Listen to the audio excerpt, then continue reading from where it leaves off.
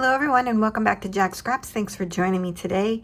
I will be sharing with you a project that I created with Bewitching Hour. This is a new collection from Country Craft Creations. I recently shared this on my channel. I'll have that link down below for you in case you missed that haul. So today though, I'm going to share with you my project. And if you recall, I recently created this Christmas House mini album card on the Christmas hop that we did for Country Craft Creation, and I actually created a prototype, and when I did, I used the Bewitching Hour, and so that's what I'll show you today. The inside is different. I actually let the paper speak to me and created it differently, but the same concept is there. So stay tuned for that project.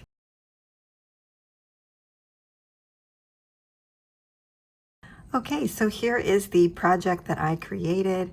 This measures 5 3/8 by 8 1/2, same as the other one that I shared with you. And I created it as a scary haunted house.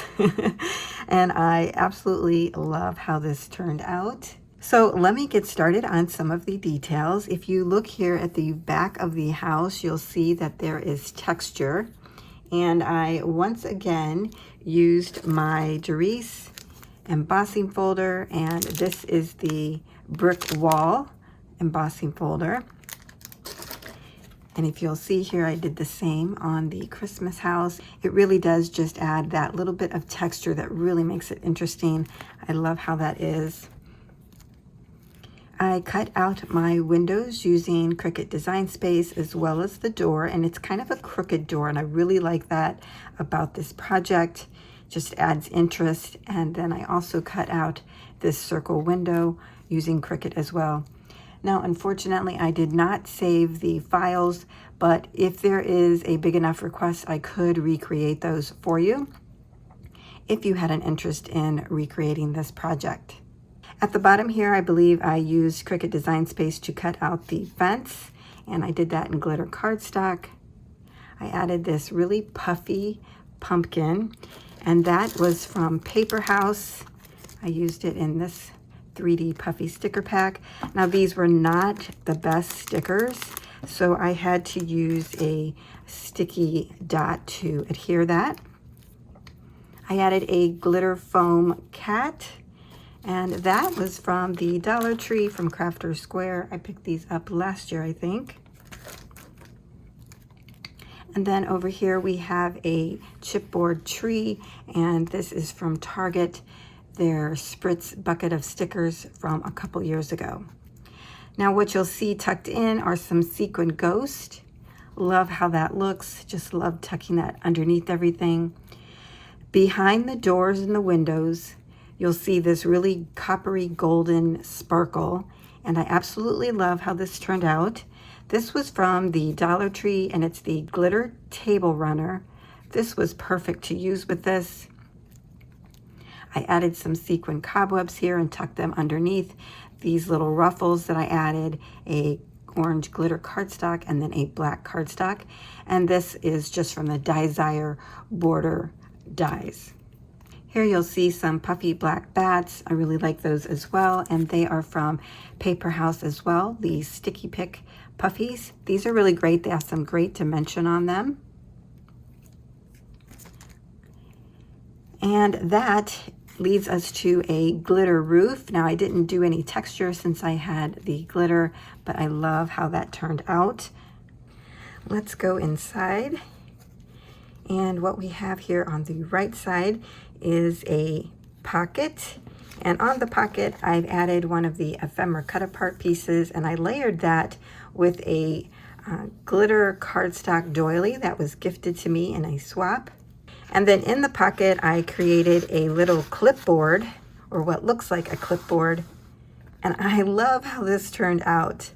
So I took this paper and I cut it to 4 5/8 by 7.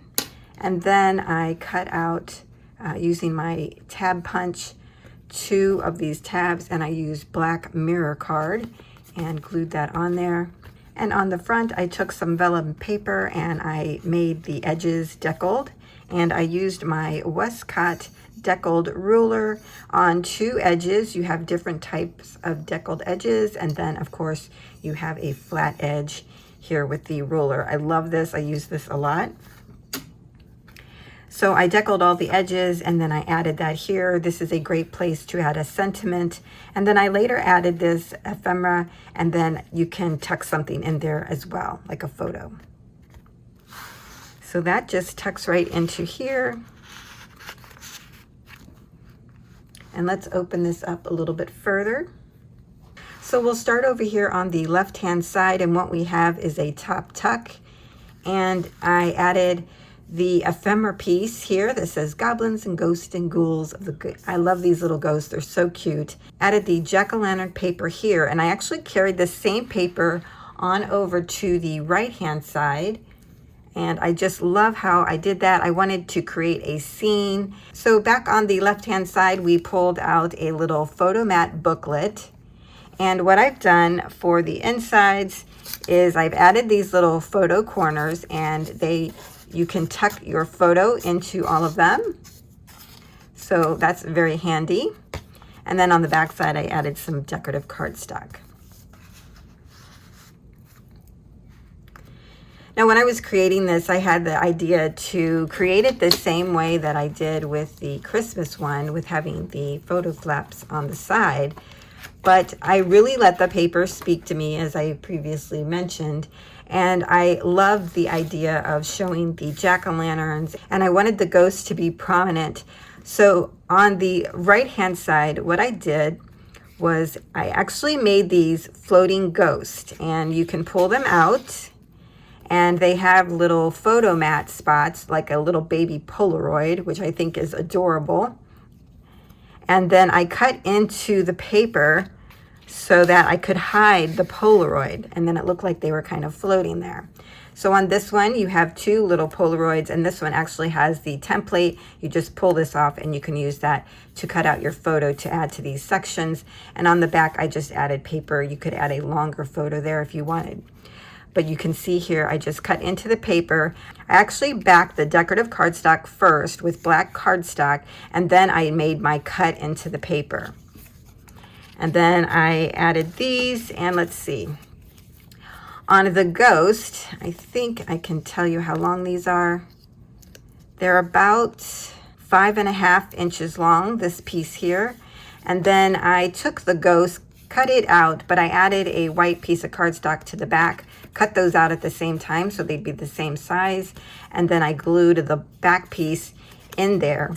But as you can see, I left the bottom open so that it would actually slide over where the cut is in the paper.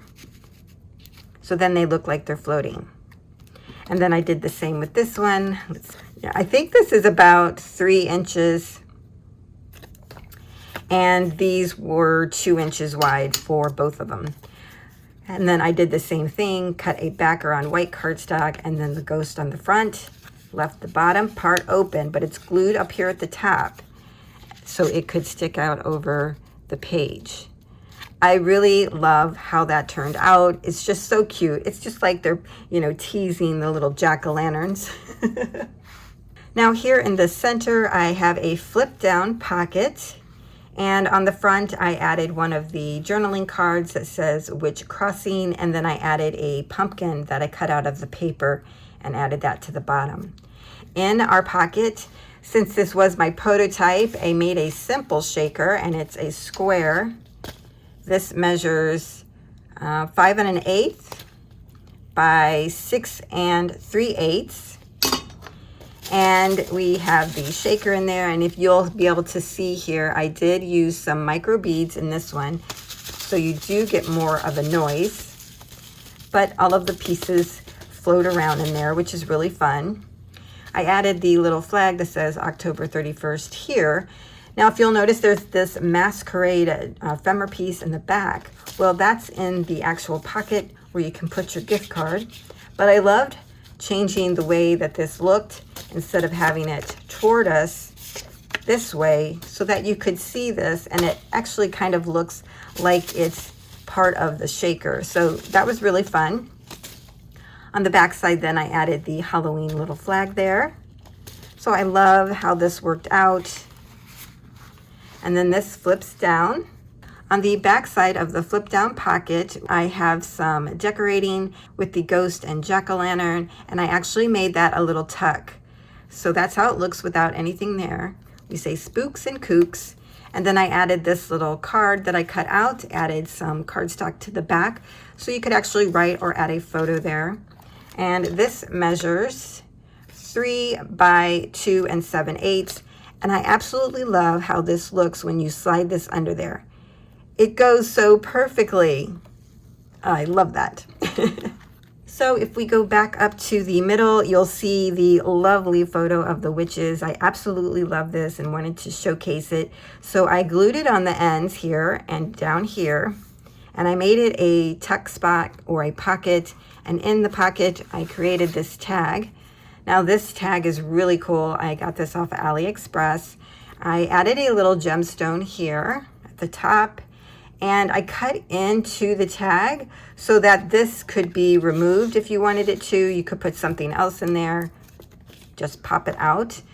But this is one of the journaling cards that you can cut apart. I added some of that edge decor here from the Desire border dies. I liked how that turned out.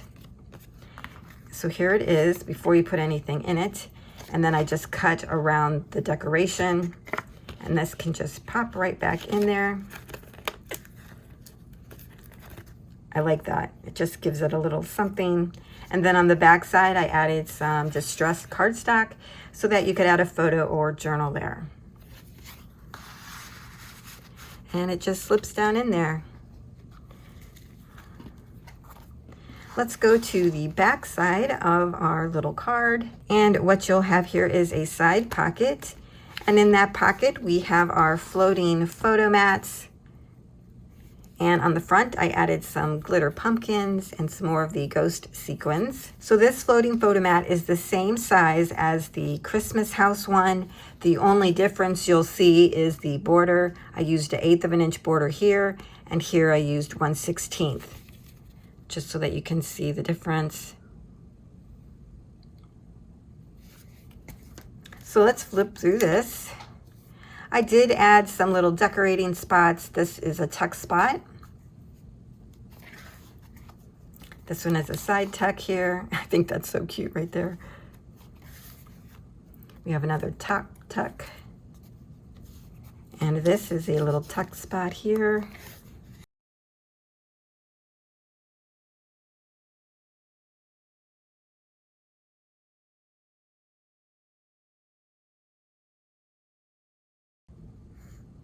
And here on the back side, I glued this down and left a little bit of it open.